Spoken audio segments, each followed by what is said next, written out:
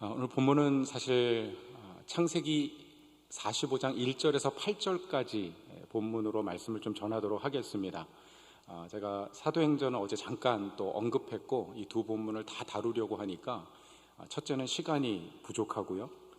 둘째는 제가 얼핏 듣기에 이전에 교회에서 사도행전을 5년 동안 설교했다는 소문을 들으시고 백 목사님 또 우리 교회 와서 사도행전 하면 어떡하나 염려하시는 분들도 있다고 해서 사도행전 본문은 빼고 오늘은 창세기만 하도록 하겠습니다. 여러분, 요셉의 인생을 한마디로 표현하자면 아마 형통이라는 단어를 떠올리게 될 것입니다.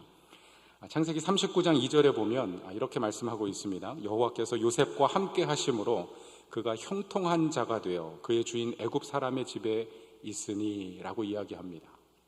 여러분, 근데 이 문장을 잘 보면 조금 이상합니다. 요셉이 성공한 애굽의 총리로 있을 때를 말하는 것이 아닙니다. 그가 노예로서 보디발의 집에 있을 때 고난받는 삶의 현장에서 하나님이 그를 형통하게 하셨습니다.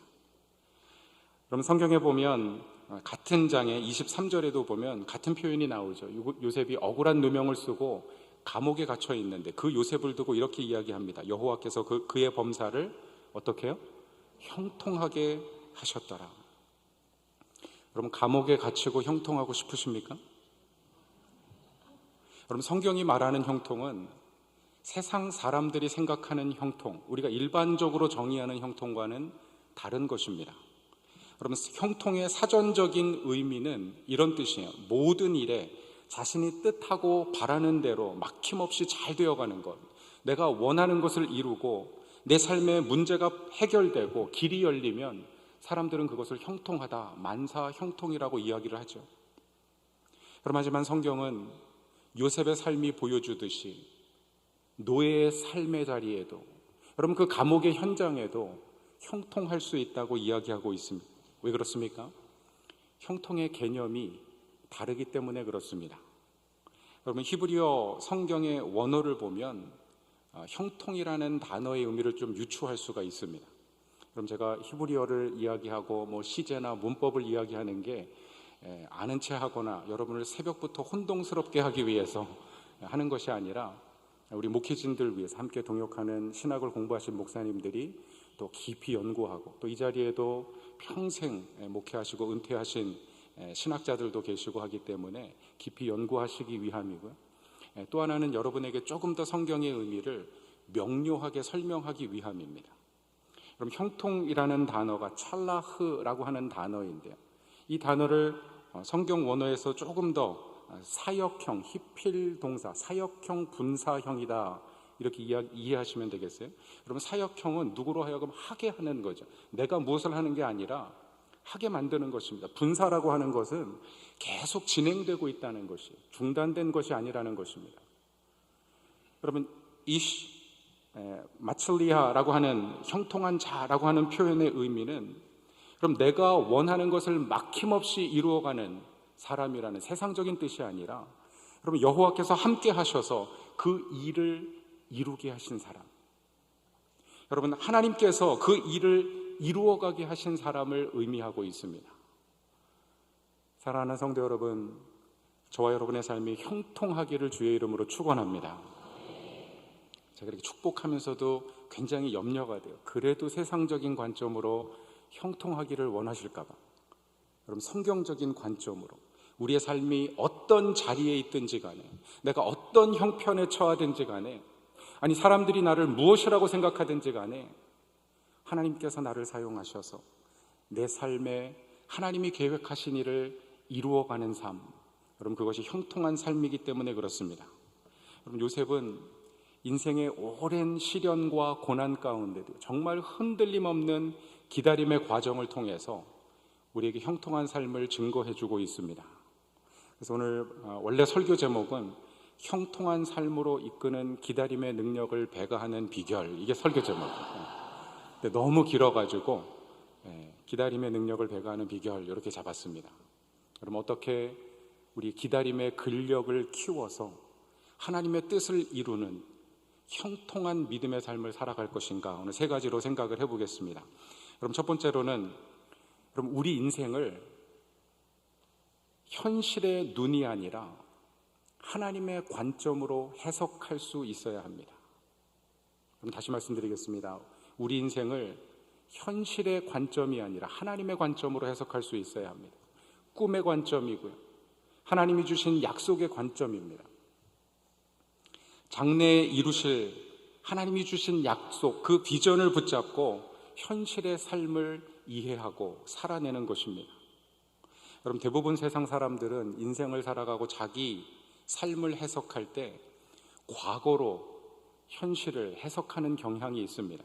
과거의 경험, 어떤 실패와 상처에 대한 두려움 때문에 현실에 어떤 결정을 하는 것이죠.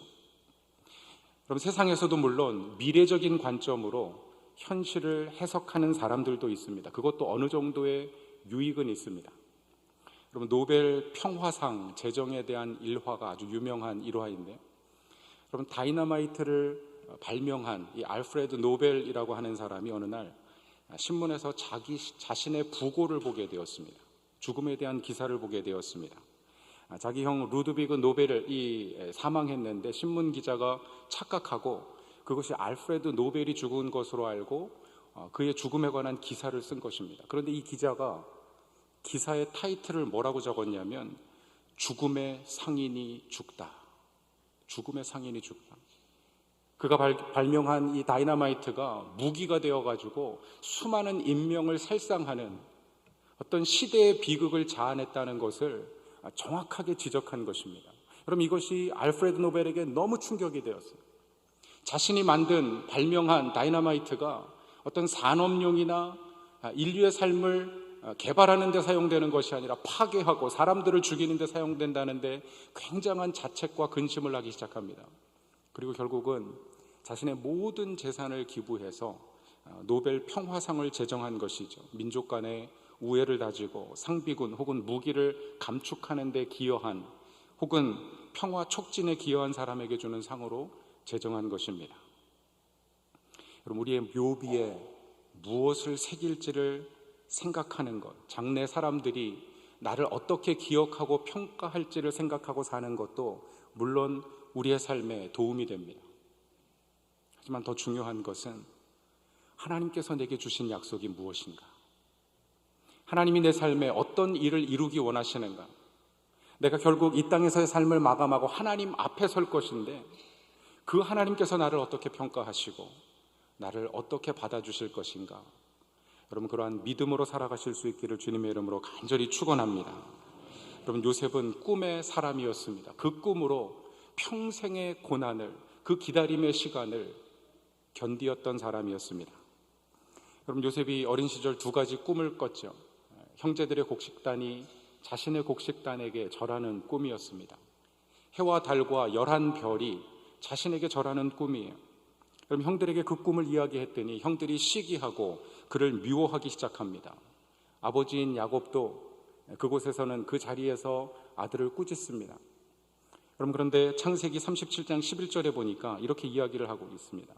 그의 형들은 시기하되 그의 아버지는 그 말을 간직해 두었더라.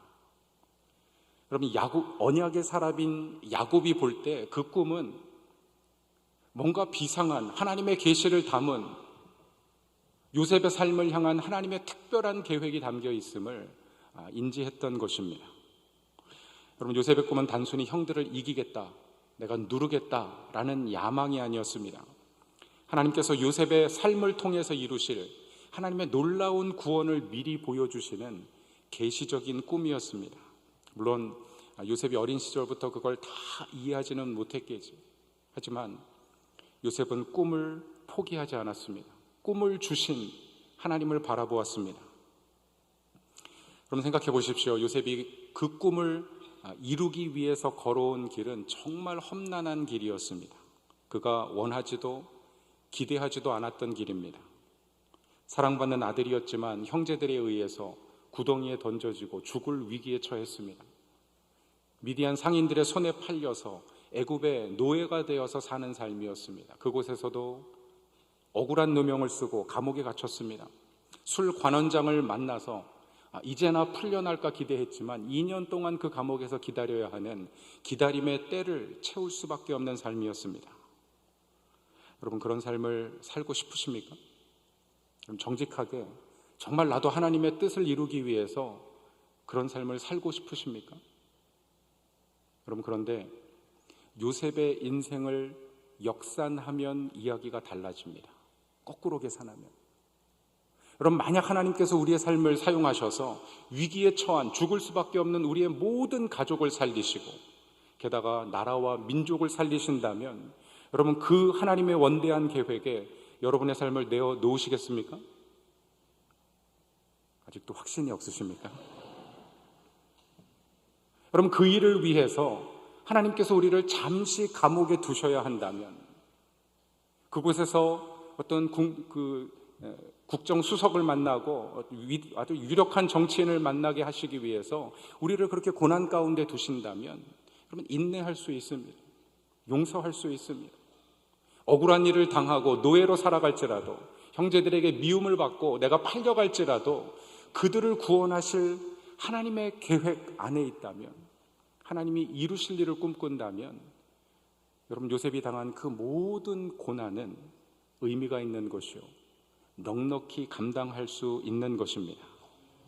여러분, 현실만 보면 인생은, 특별히 요셉의 인생은 고난의 연속이었죠. 무너진 실패처럼 보였습니다.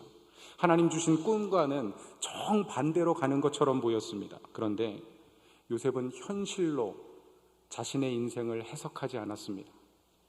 하나님 주신 꿈으로 내가 당한 모든 일을 바라보았습니다.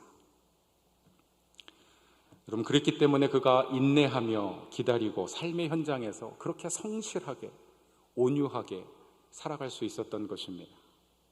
여러분, 본문 창세기 45장 1절에서 8절, 5절 말씀에 보면 이런 말씀이 기록이 되어 있습니다. 5절 말씀 같이 한번 읽겠습니다. 시작. 당신들이 나를 이곳에 팔았다고 해서 근심하지 마소서. 한탄하지 마소서. 하나님이 생명을 구원하시려고 나를 당신들보다 먼저 보내셨나이다. 아멘. 여러분, 이것이 요셉의 관점이었습니다. 여러분, 요셉은 과거의 상처에 머물지 않고요, 현재와 미래를 향해서 나가시는 하나님의 섭리, 하나님께서 이루실 그 구원을 가지고 과거의 삶을 해석하는 영적인 안목을 가지고 있었던 것입니다. 형제들에게 이렇게 말합니다. 형제들이여, 당신들이 나를 팔았다고 생각하지만 사실은 그렇지 않습니다. 그렇게 생각하지 마십시오. 하나님께서 여러분을 구원하시고 하나님께서 시대와 민족을 구원하시기 위해서 나를 잠시 먼저 보내신 것일 뿐입니다. 그럼 이것이 저와 여러분의 관점 될 수 있기를 주님의 이름으로 축원합니다. 하나님의 관점으로 우리 인생을 볼 수 있어야 합니다. 그럼 제가 참 우려하는 게, 우리 부전교회 상황을 놓고 또 뭐 여러 가지 영상들이 돌고 있더라고요. 아마 여러분들도 보셨을지 모르겠습니다. 마치 어떤 갈등 구조, 어떤 대결 구조, 승리주의를 이렇게 조장하는 것 같은 그런 영상이에요. 여러분, 그건 세상적인 관점입니다.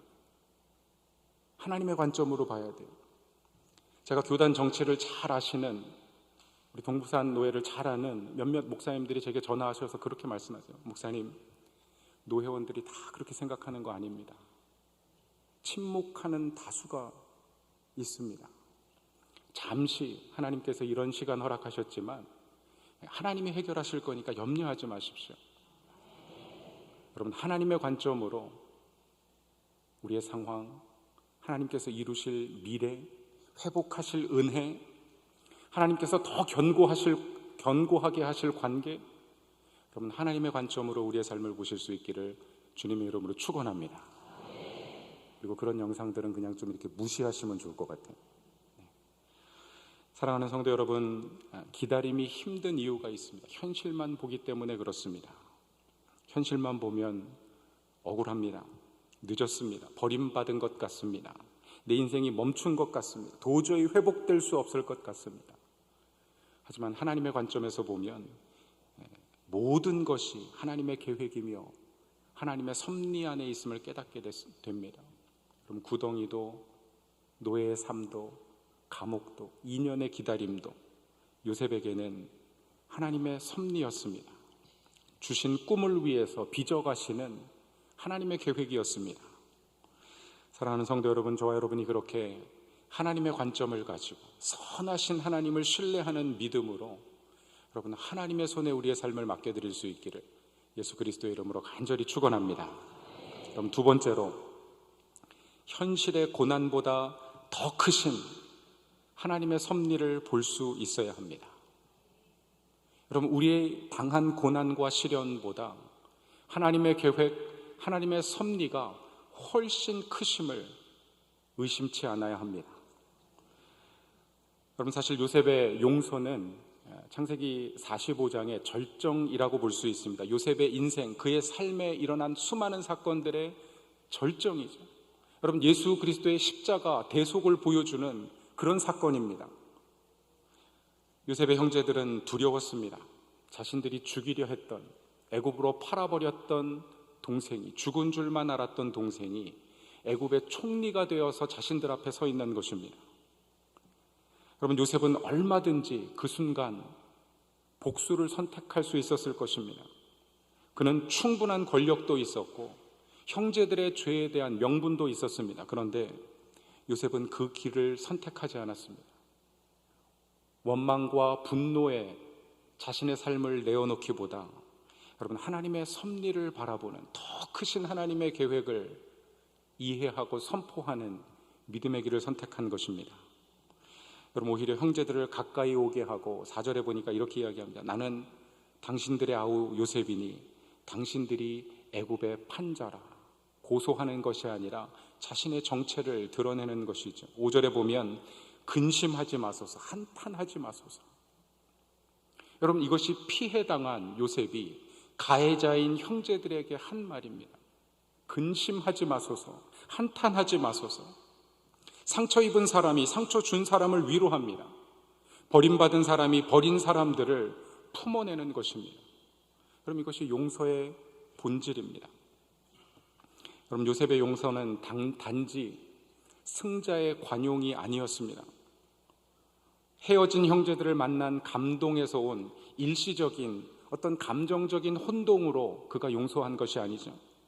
오랜 시간이 지났기 때문에 형들의 모든 과오와 잘못을 잊어버렸기 때문에 망각으로 비롯된 용서가 아니었습니다. 여러분, 요셉은 자신이 팔렸다는 사실을 정확하게 기억하고 형제들에게 언급합니다. 그럼에도 불구하고 용서했습니다. 그럼 어떻게 이것이 가능합니까? 요셉은 사람의 실수나 악의 실체보다 크신 여러분 하나님의 주권과 섭리를 바라보았던 것입니다. 여러분, 사람들은 다른 사람들의 손이 행한 악한 일, 그 손만 바라봅니다. 하지만 믿음의 사람들은 그 현실 위에 펼쳐지는 가장 선하신 하나님의 손을 바라보는 영적인 안목을 가지고 있습니다. 사랑하는 성도 여러분, 저는 저와 여러분이 보이지 않는 하나님의 손을 보는 영안을 가지실 수 있기를 주님의 이름으로 축원합니다. 여러분, 그래서 창세기 45장 7절에 요셉이 이렇게 이야기합니다. 함께 읽겠습니다. 하나님이 큰 구원으로 당신들의 생명을 보존하고 당신들의 후손을 세상에 두시려고 나를 당신들보다 먼저 보내셨나니. 아멘. 아멘. 아멘. 요셉은 더 이상 형들만 보지 않았습니다. 형들의 손 뒤에서 일하시는 하나님의 선한 손길을 보았습니다. 여러분, 기다림의 사람은 이런 용서의 능력을 갖게 되는 것입니다. 하나님의 섭리의 관점에서 보면 우리가 품고 용서하지 못할 일은 없습니다. 여러분, 흔히 오해하는데 용서를 감정이 풀어진 것이라고 생각해요. 여러분, 용서는 감정이 풀어진 것이 아닙니다. 그래서 흔히들 사과해, 그러면 용서할게, 그렇게 이야기하는데 여러분, 상대방이 사과해 보십시오. 절대 용서하는 마음, 그 감정이 풀어지지 않습니다. 뭐라고 얘기하냐면 태도가 왜 그래? 표정이 왜 그래? 그게 사과하는 태도야? 여러분, 사과받는다고 묶인 감정이 풀어지지 않아요. 그건 우리가 풀어내야 되는 거예요. 그럼 성경적인 개념에서 이야기할 때 용서는, 같이 한번 따라하겠습니다. 용서는 믿음의 선포입니다. 여러분, 용서는 믿음의 선포입니다. 하나님의 선한 섭리, 용서하시는 하나님을 믿는 믿음으로, 여러분, 하나님이 용서하시고 하나님이 품으시는데 우리가 묶어놓을 이유가 어디에 있습니까? 아니, 그럴 권리가 어디에 있습니까? 그래서 오직 하나님을 믿는 믿음으로 선포하는 거예요. 저는 우리 부전교회 하나님께서 다 풀어 하나님의 거룩한 영광을 위하여 화목하게 하신 줄로 믿습니다.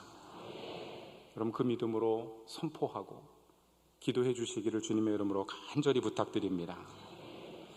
여러분, 아무리 상처가 깊고 아파도 치유하시는 하나님의 은혜를 구하고, 여러분, 악을 선으로 갚을 권리가 하나님께 있음을 인정하고, 여러분, 하나님이 용서하시고 하나님이 회복하시고 하나님이 존귀하게 하시고 하나님이 새롭게 하시고 하나님이 일하실 것을 믿음으로 선포하는 것입니다. 여러분, 요셉은 복수와 분노의 감정에 자신을 가두지 않았어요. 요셉은 몸은 노예였고 감옥에 있었지만 하나님의 은혜에 자신을 가두었습니다. 하나님 앞에서 살았고 하나님의 관점으로 살았고 상황과 사람을 영적인 안목으로 보는 믿음의 눈을 가지고 있었습니다. 사랑하는 여러분, 저와 여러분도 고난보다 크신 하나님의 섭리로 우리 인생을 해석하고 하나님의 뜻을 구하실 수 있기를 주님의 이름으로 간절히 축원합니다. 여러분, 세 번째로 기다림의 능력을 배가하기 위해서는 일상의 충성을 놓지 않아야 합니다. 여러분, 요셉이 오랜 기다림 속에서도 그렇게 견디며 하나님의 형통하신 손길을 경험할 수 있었던 것은 그가 그 기다리는 시간 동안 맡겨진 모든 자리에서 충성했기 때문입니다. 그럼 요셉은 보디발의 집에서도 노예로 일하면서도 성실했습니다. 주인의 인정을 받을 정도로. 그럼 보디발은 요셉을 바라보면서 그가 비록 노예였지만 하나님이 함께 하심을 보았습니다. 창세기 39장 3절 말씀에 보면 그의 주인이 여호와께서 그와 함께 하심을 보며 또 여호와께서 그의 범사에 형통하게 하심을 보았더라. 여러분, 하나님께서 함께 하시면 우리의 삶을 향하신 하나님의 일을 이루심으로 형통케 하시는 것입니다. 여러분, 이 아침에 기도하는 여러분의 자리가 하나님이 함께 하시는 자리인 줄로 믿습니다. 오늘 이 하루, 아니 여러분의 남은 삶을 형통케 하시기 위하여 기도의 자리로 부르시고 약속의 현장으로 부르시고 믿음의 선포를 통하여서 주변에 많은 사람들이 여러분의 삶을 볼 때 정말 우리 부전교회 성도들 하나님이 형통하게 하신다는 말을 통하여 하나님을 영화롭게 하는 저와 여러분 되기를 간절히 소원합니다. 여러분, 요셉은 감옥에서도 성실했습니다. 내가 왜 이런 일을 당하나 모든 것을 자포자기하고 손을 놓고 삐뚤어지지 않았습니다. 오히려 그 감옥에서도 하나님께서 맡겨주신 일이라고 생각하고, 여러분, 이것이 그리스도인들이 사람과 일을 대하는 태도가 되어야 합니다. 바울이 에베소서에서 권면하듯이 모든 인간관계 또 상황을 해석하고 삶을 살아가는 자세가 무엇이냐면 죽게 하듯 하라라고 하는 메시지. 죽게 하듯 하라. 부모가 자식에게, 자식이 부모에게 죽게 하듯 한다면요, 그렇게 막 하지 않을 것입니다. 그럼 상전이 종에게, 종이 상전에게, 우리가 어떤 계약관계, 세상이 말하는 권력이나 돈의 힘이 아니라 정말 죽게 하듯이 대한다면요, 그렇게 하지 않을 것입니다.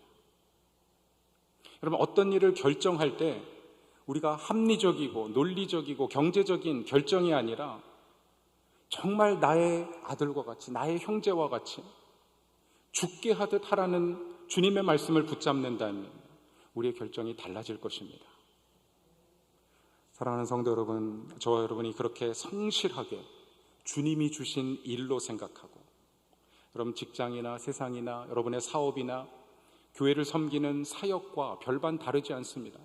우리가 죽게 하듯 감당하면 여러분 그 일상의 삶을 통해서 하나님께서 기다림의 능력을 배가하게 하시고 하나님의 놀라운 형통의 삶을 증거하게 하실 줄로 믿습니다.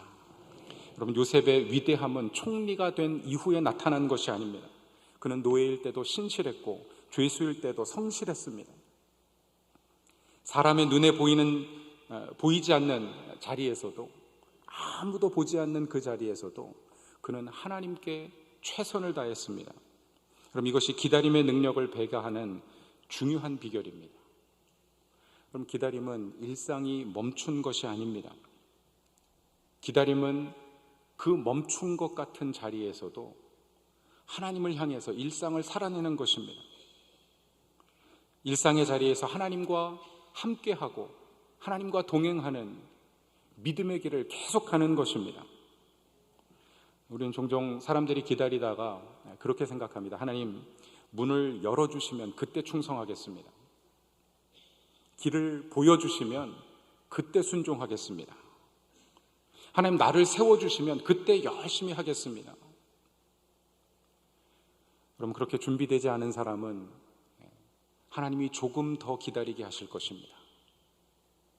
여러분, 요셉은 그렇게 살지 않았습니다. 문이 닫힌 곳에서도 충성했고 보이지 않는 곳에서도 하나님께 최선을 다했습니다. 잊혀진 곳에서도 하나님 주신 꿈을 붙잡고 하나님을 기억하며 살았습니다. 그럼 보디발의 아내가 유혹할 때 요셉이 던진 이 한마디, 내가 어찌 이 큰 악을 행하여 하나님께 죄를 지으리까? 그럼 이것이 요셉이 살아가던 코람데오 하나님 앞에서의 신앙이었어요. 그럼 미국의 저명한 저술가 또 목회자들이 책을 쓰면서 이런 제목의 책을 썼습니다. When no one sees. 아무도 보지 않을 때. 이게 책의 제목이에요. 아무도 보지 않을 때 여러분은 누구입니까? 어떤 사람입니까? 그것이 여러분의 삶을, 여러분의 정체성을 보여주는 거예요. 내가 아무도 보지 않을 때도 경건한, 거룩한 믿음의 삶을 살고 있는가? 아니면 나만의 음란한, 나만 아는, 아무에게도 보여주지 않은 죄의 구렁이 속에서 그렇게 살아가고 있는가? 여러분, 아무도 보지 않는 그 순간에도 하나님 지켜보고 계심을 기억하고, 여러분, 거룩한 삶, 하나님의 뜻을 이루는 삶을 살아가실 수 있기를 주님의 이름으로 축원합니다. 요셉이 갑자기 총리가 된 것 같지만 하나님의 손에 준비된 것입니다. 보디발의 집에서 행정을 배웠고요, 감옥에서 사람들을 다루고 경영하는 법을 배웠으며, 그 억울한 시간 속에서 겸손을 배웠습니다. 잊혀진 시간 속에서 나를 기억하시고 내 삶을 향한 선한 계획을 가지고 계신 하나님을 향한 신뢰를 배웠습니다. 여러분, 기다림 속에서 하나님은 여전히 우리를 빚어가고 계십니다. 어제나 오늘이나 동일하신 그 하나님께서 우리의 기다림, 그 오랜 기도 속에 우리를 빚어가시고 교회를 빚어가셔서 하나님의 놀라운 의의 병기로 사용해 주실 줄로 믿습니다. 그러므로 하나님의 꿈과 섭리로 우리의 삶을 이해하고 기도로 기다림의 자리를 지키고 일상의 충성으로 기다림의 때를 채워가는 저와 여러분 모두가 되실 수 있기를 주님의 이름으로 간절히 축복합니다. 그러면 하나님께서 우리 부전교회를 통해서 한국교회를 향한 하나님의 거룩한 계획, 놀라운 계획을 이루어 가실 것입니다. 여러분, 저는 그 꿈을 가지고 청빙에 응해서 이 자리에 섰습니다. 여러분, 같은 꿈을 가지고 교회를 향하신 하나님의 원대한 계획을 바라보면서 여러분 함께 기도하고 순종하고 충성하여 여러분 하나님이 기뻐하시는, 하나님을 영화롭게 하는 그런 공동체로 건강하게 세워갈 수 있기를 간절히 소원합니다.